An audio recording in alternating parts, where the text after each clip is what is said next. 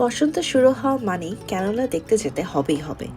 আর canola দেখতে যাওয়ার জন্য সবচেয়ে বেস্ট হচ্ছে ওয়েস্টার্ন অস্ট্রেলিয়ার প্রাচীন টাউন ইয়র্কের পেট্টিট পার্কে চলে আসা। এখানে আপনি $15 জন প্রতি টিকিট কেটে ক্যানোলার মাঠে ঘুরে বেড়াতে পারবেন। অবশ্যই সাথে ক্যাশ নিয়ে আসবেন, কারণ আশেপাশে যেহেতু ফার্মিং এরিয়ার নেটওয়ার্ক পাওয়াটা ভাগ্যের ব্যাপার। অবশ্যই অনেকেই জানবেন ক্যানোলাটা কি, আর যারা জানেন না তাদের জন্য বলছি, ক্যানোলা হচ্ছে সরিষার মতন একটি ফুল বা প্ল্যান্ট যেটা থেকে তেল বানানো হয়।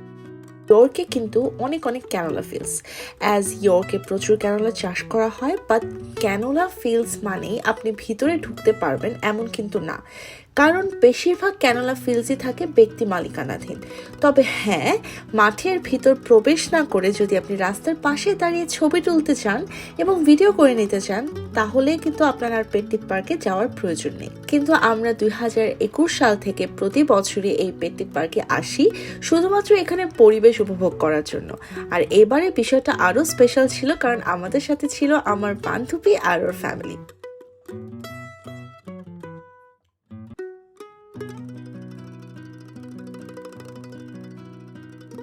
ক্যানোলা সিজন শুরু হয়ে যায় শীতের শেষে থেকেই, মানে 20 অগস্টের পর থেকে যদি আপনি লং ড্রাইভে ইয়র্কের দিকে আসেন, তাহলে চারিদিকে হলুদের রং ছড়াছড়ি, মানে টোটালি হলুদ রং ছাড়া আপনি কিছুই দেখতে পারবেন। আর পেট্টিট পার্ক যেহেতু একটা ফার্ম, সো ওদের হারভেস্ট শেষ করেই শুধুমাত্র এই ফেস্টিভ্যালের জন্য একটা আলাদা ফিল্ড ক্রিয়েট করে, মানে কিছুটা আলাদা ক্যানোলার জমি থাকে যেগুলো শুধুমাত্র পাবলিক ভিউইং এর জন্য। তো যেহেতু তখন ক্যানোলা সিজনটা একটু দেরি হয়ে যায়, তখন আপনি আর এরকম হলুদ রঙের ভ্যালি দেখতে পারবেন না।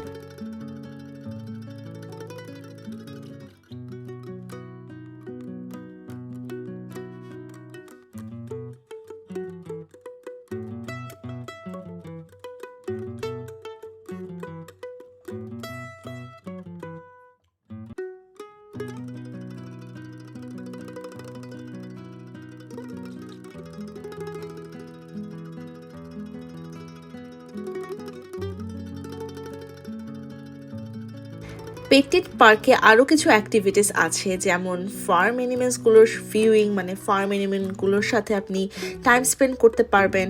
বাচ্চাদের জন্য অনেক অনেক রাইডস আছে, আর কিছু ফুড স্টল আছে, এবং একটা খাঁটি মধুর স্টলও আপনি দেখতে পারবেন। সাথে শেড দেয়া কিছু পিকনিক এরিয়া আছে। আর যারা হালাল ফুড মেনটেন করে তাদের জন্য রেকমেন্ডেড হবে যে আমাদের মতন ফুড ক্যারি করা, কারণ ফুড স্টলে হালাল ফ্রেন্ডলি শুধু কফি ছাড়া অলমোস্ট কিছুই নেই। এই সময় আমরা আমার বান্ধবীর আনা মজাদার তেহারি খেয়ে পেট্টিট পার্ক থেকে বের হয়ে যাই, আর ইয়র্কের মেইন টাউনের উদ্দেশ্যে রওনা হলাম। ইয়র্কের মেইন টাউন যদি আপনি পেট্টিট পার্ক থেকে রওনা দেন, তাহলে আপনি দেখতে পারবেন অসম্ভব সুন্দর ভ্যালি। তো এইখানের আমাদের তেমন একটা ক্লিপ নেই, কারণ আমরা জাস্ট উপভোগ করছিলাম, আর যেহেতু অলমোস্ট সারাদিন আমরা পেট্টিট পার্কের ভিতরে ছিলাম, আমরা একটু টায়ার্ডও হয়ে গিয়েছিলাম।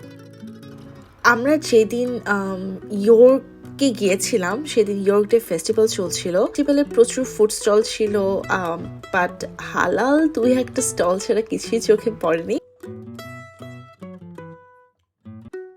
আর এখানেও অ্যানিমেল ডিসপ্লে চলছিল, আর অ্যানিমেল ডিসপ্লেতে দেখছিলাম বাচ্চা বড়রা সবাই মিলে এই অ্যানিমেলগুলোর সাথে টাইম স্পেন্ড করতেছিল। বাপ্পিকেও দেখতে পাচ্ছেন, সে খুবই আদর করছিল।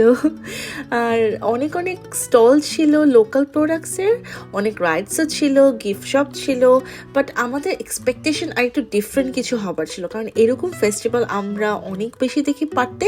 বাট একটা মজার জিনিস ছিল, যেহেতু এটা ইয়র্ক ডে ফেস্টিভ্যাল আর বছরে একবারই হয়, মনে হচ্ছিল পুরো পার্ক এখানে চলে এসেছে। তো প্রচুর মানুষ ছিল, যেটা সাধারণত ইয়র্কের ছোট টাউনটাতে থাকে না। বাপ্পি কিন্তু বেশ এনজয় করছিল, বিকজ এখানে বিশাল ফার্মিং ট্রাকস এবং ট্র্যাক্টর ছিল, যেটা দেখে ও খুবই এক্সাইটেড ফিল করছিল। যাই হোক, ফুলেল দিনের শেষে এরকম একটা ইভেন্টে কফি হাতে আমাদের বেশ রিফ্রেশিং লাগছিল। এই বছরে ক্যানোলা ফিল্ডসের সৌন্দর্যের সাথে সাথে এই ফেস্টিভ্যাল ভালো একটা উৎসব মুখর আমেজ এনেছিল।